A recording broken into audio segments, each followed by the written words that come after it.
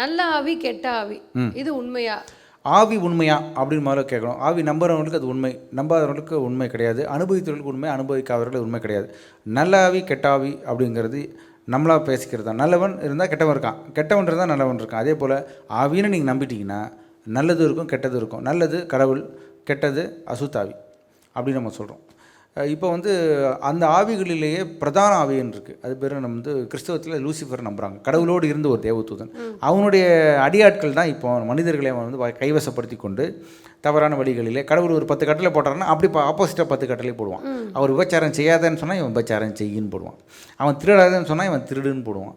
அவன் வந்து கீழ்ப்படி கடவுளை நேசி அப்படின்னா கடவுளை நேசிக்காத அப்படின்னு இவன் போடுவான். இப்படி ஆப்போசிட்டாக நீ என்ன பண்ணுறியோ அதுக்கு அப்படியே ஆப்போசிட்டாக பண்ணுறது தான் நம்மளுடைய நெகட்டிவ் அப்படின்னு சொல்கிறோம். பாசிட்டிவ் அப்படியே ஆப்போசிட்டாக தான் இருக்கும். பாசிட்டிவ்லேருந்து இப்படி இருக்கும், நெகட்டிவ் ஒன்று இருக்கும். கரெக்டாக அவன் இப்படி போட்டால் இப்படி, அவன் சிலுவை மாரி போடுறான், இவன் ஒரே இது மாதிரி போட்டு போகிறான். ஸோ இப்படி ஒருத்தர் முரண்பாடாக இருக்கிறது. இது முரண்பாடு இருப்பது நல்லது தான் ஒரு விஷயத்தில். இப்போ ஒரு காயினுக்கு 2 சைடு இருக்குல்ல, ஒரு சைடு உள்ள காயின் கிடையாது. அதே போல் 2 சைடு இருக்கிற காயின் வந்து காயினாக இருக்கும். அதனால் வந்து நல்ல ஆவி கெட்ட ஆவி இருக்குது, இருக்கணும். அது வந்து நல்லவர்கள் நல்ல ஆவி இருக்கும், கெட்டவர்களுக்குள்ள கெட்ட ஆவி இருக்கும்.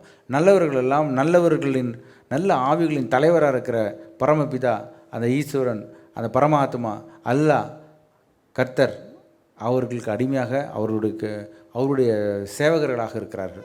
தீயவர்களெல்லாம் தீய ஆவிகளுக்கு தலைவராக இருக்கிற லூசிஃபருக்கும் சேவகர்களாக இருக்கிறார்கள்.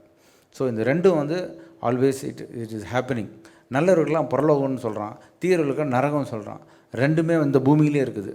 நரகத்திற்கு ஒப்பான நெருப்பு வந்து பூமியுடைய ஆழத்திற்கு போனீங்கன்னாலும் இருக்குது. நரகத்திற்கு பரலோகம் போல் வாழக்கூடிய நல்ல மலைப்பிரதேசங்கள். இப்போ நீங்கள் ஊட்டி கொடைக்கானல்லாம் போனீங்கன்னா நல்ல ஒரு மலைப்பிரதேசமாக இருக்கும். அதெல்லாம் வந்து ஒரு சின்ன ஒரு குட்டி பரலோகம் போல் இருக்கும், முதலாம் வானம் மாதிரிலாம் இருக்கும். அதுவும் இந்த பூமியில் தான் இருக்குது. ஸோ இந்த பூமியிலே பார்த்தீங்கன்னா நல்ல ஆவிகளும் இருக்குது, கெட்ட ஆவிகளும் இருக்குது.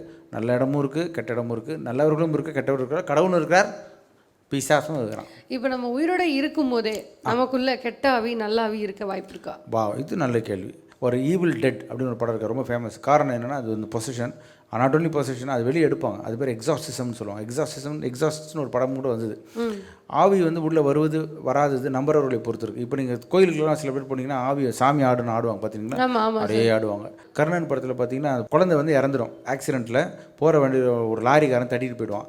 அந்த குழந்தை வந்து ஆவியாக வந்து அவங்க அப்பா மேலே ஏறிடுவான். அது வந்து அவங்க பொசஷன், அதாவது ஈவில் பொசஷனுங்கிறத விட அவன் இறந்து போன தன்னுடைய மகள் 14 வயசில் எனக்கு தீமையாக பண்ணியிருப்பான். அப்போ நல்லாவே தானே இருக்கும். அந்த மகனால் உள்ளே வந்து possessed the evil the good spirit comes in to this being. அது வந்து அவர் வந்து அந்த ஒரு பெரிய ஒரு பிரளயத்தையே, ஒரு பெரிய ஒரு மாற்றத்தை உருவாக்குவார். அதற்கு காரணம் என்ன? ஸ்பிரிட் வேர்ல்டுலேருந்து ஃபிசிக்கல் வேர்ல்டுக்குள்ள வந்தது தான். அதே பிறகு நீங்கள் இன்னொரு 100 வருஷத்துக்கு முன்னாடி பார்த்தீங்கன்னா அது பேர் ஒரு லிமுரியா கண்டத்துலலாம் நான் ஆல்ரெடி போராட்டி சொன்னேன். ஆவிக்குரிய உலகத்துலேருந்து மனுஷ உலகத்திற்கு வந்து நிறைய காரியங்கள் இந்த பூமியில் செஞ்சுருக்கிறாங்க. ஸ்டோன் ஹெஞ்சின்னு சொல்லி கூகுள் பண்ணி பாருங்கள். அது ஒரு வித்தியாசமான முறையில் வெறும் கற்கள், அது மோனோலித்திக் அப்படின்னு சொல்லுவாங்க. ஒரே கற்களாக அழகாக ஒரு வடிவமாக உருண்டை ஒரு சர்க்கிளாக வச்சுருப்பாங்க. அது வந்து சூரியனுடைய ஒளி ஒரு இடத்துல கரெக்டாக வரும். அந்த இடத்துல கரெக்டாக இந்த நேரத்தில் அந்த கேப்பில் வரும். அது வருஷத்துக்கு ஒரு வாட்டி தான் வரும், 5 வருஷத்துக்கு ஒரு இடத்துல வரும், 50 வருஷத்துக்கு ஒரு வாட்டி வரும், 500 வருஷத்துக்கு ஒரு வருடம். 500 வருஷத்துக்கு ஒரே இடத்துல அந்த சூரியன் வந்து கரெக்டாக நிற்கும். அந்த இடத்துல அந்த ஓட்டம் இருக்கும், அந்த கல் மத்தியில். 500 வருஷத்துக்கு ஒன்று, 50 வருஷத்துக்கு ஒன்று, 5 வருஷத்துக்கு ஒன்று. அப்படியே புரியுதா நான் சொல்கிறது? அப்போ எப்படி அதை செஞ்சாங்க? இதெல்லாம் வந்து அந்த லிமுரியா கண்டத்திலிருந்தும் அட்லாண்டிஸுங்கிற கண்டத்திலிருந்தும் மனிதர்கள், ஆவிக்குரிய மனிதர்கள் மாம்சத்தில் வந்து செய்தால் மட்டும்தான் அது முடியும்னு சொல்லி. ஏன்னா அப்போ இருக்க எங்கே டெக்னாலஜி? என் பிரமிடே வந்து எப்படி சார் மேலே அந்த கல் தூக்கி வச்சான்னு இன்னும் யோசிச்சுட்டு இருக்கான். அதுவும் வந்து இப்படி தான் நம்பப்படுகிறது. ஆவிக்குரிய உலகத்தில் மாம்சத்திற்கு வருகிறது அப்படின்னு சொல்லி அப்படி நிறைய பாசிபிலிட்டிஸ் இல்லைன்னா அதை ப்ரூவ் பண்ணவே முடியாது. எப்படி அதை ப்ரூவ் பண்ண முடியும்? ஏன்னா கோபால்ட்டில் பார்க்குறாங்க, கோபால் ஸ்க்ரீனிங்னு சொல்லி அதை நீங்கள் பார்க்கும்பொழுது எத்தனை வருடத்துக்கு முன்பாக இருக்குதுன்னு பார்க்கும்போது அது 50,000 வருடத்துக்கு முன்பாக இருந்தது. 50,000 வருடத்துக்கு முன்பாக லிமுரியா கண்டம் தான் இருந்தது. குமரி கண்டம் நம்ம சொல்கிறோம் இன்றைக்கி தமிழ்நாட்டில் இருக்குது இல்லையா, அப்போ இருந்தது. ஓகே, கோபால் ஸ்க்ரீனிங்கில் அதோட ஏஜ் பார்க்கும்பொழுது இந்த பொருளோட ஏஜ் நீங்கள் இப்போ பார்த்தீங்கன்னா இது 15 வருஷத்துக்கு முன்னாடி வாங்கப்பட்ட ஒரு சோஃபா.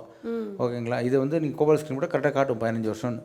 அதே போல் அந்த 50,000 வருடத்திற்கு முன்பாக வந்த கல் வைத்த அந்த மோனோலித்திக் ஸ்டோன் ஹெஞ்ச் அப்படின்னு ப்ரூவ் பண்ணியிருக்காங்க.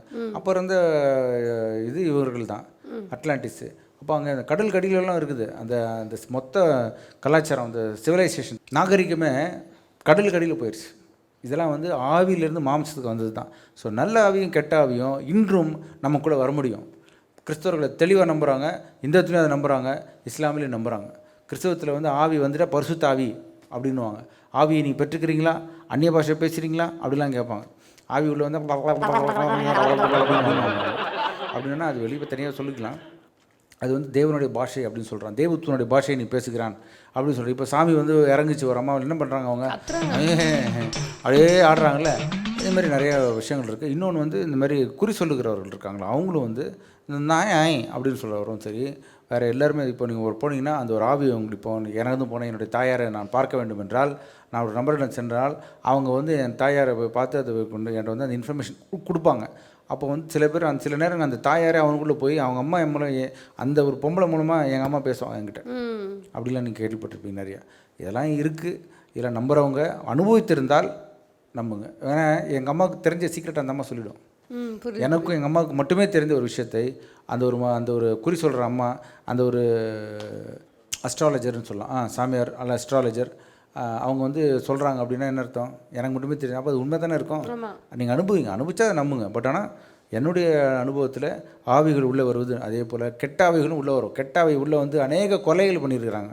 இன்றைக்கி ஜெயிலில் போய் பார்த்தீங்கன்னா எதுக்கு போனான்னு அவனுக்கே தெரியாது. கோவப்பட்டால் குத்திடுவேன். எப்படி அந்த கோபம் வந்தது ஒரு நிமை பொழுதில் நடக்கும். சில பேர் தற்கொலை பண்ண டக்குன்னு கத்தி எடுத்து கை வெட்டிடுவாங்க. எப்படி அந்த தைரியம் வரும் அவனுக்கு? டக்குன்னு மாத்திரை அள்ளி அடிச்சிடுவான், உள்ள பூச்சி மருந்து எடுத்து குடிச்சிடுவான்.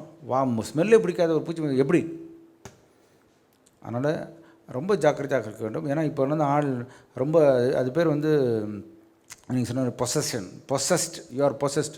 ஒரு வாட்டி ஆவி வந்து போகிறது ஒன்று இருக்குது, மொத்தமாக தங்கிடும் சில டைமில். பைபிளில் ரொம்ப அருமையாக ஒரு வழக்கம் கொடுத்துருக்காரு. ஜீசஸ் கிரைஸ்ட் சொல்லுவார், உனக்குள்ளே ஒரு ஆவியை வந்து அடித்து வெளியே தருத்திட்டேன்னு வச்சுக்குவேன், வெளிச்சை தருத்திட்டு உடனே நல்ல ஆவியை உள்ளே விட்டுருணுமா. அப்படி இல்லைன்னா முதல்ல இருந்த ஆவியோட 7 கொடிய ஆவி ரிட்டர்ன் வந்து அதே வீட்டுக்கு வந்துடுமா. ஒரு வீட்டை நீங்கள் க்ளீன் பண்ணி வச்சிங்கன்னா நல்லா போகிறீங்க.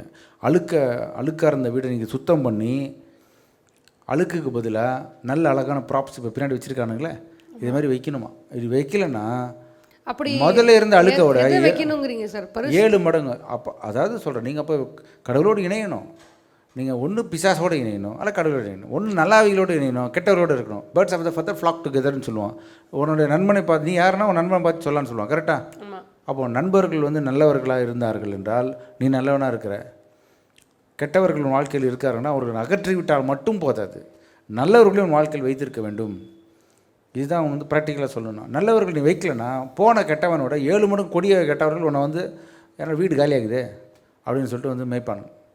அதில் ஆவிகளை ரொம்ப ஜாக்கிரதை. ஆவிகள் உண்மை, கெட்ட ஆவியும் இருக்குது, நல்ல ஆவியும் இருக்குது. நல்ல ஆவிகளுக்கு நம்ம இடம் கொடுப்போம், கெட்ட ஆவிகளை அகற்றி விடுவோம்.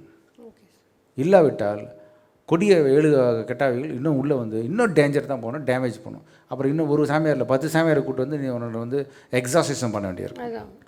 குட் ஸ்பிரிட் பேட் ஸ்பிரிட்டுக்கான அர்த்தத்தை நம்ம தெரிஞ்சுக்கிட்டோம். ஸோ எய்தர் நீங்கள் குட்டில் இருப்பீங்க இல்லைனா பேடில் இருப்பீங்க. எம்டியாக இருக்கிறதுக்கு வாய்ப்புகள் ரொம்ப குறைவு. நன்றி, வணக்கம். Thank you sir. Thank you madam. Thank you madam.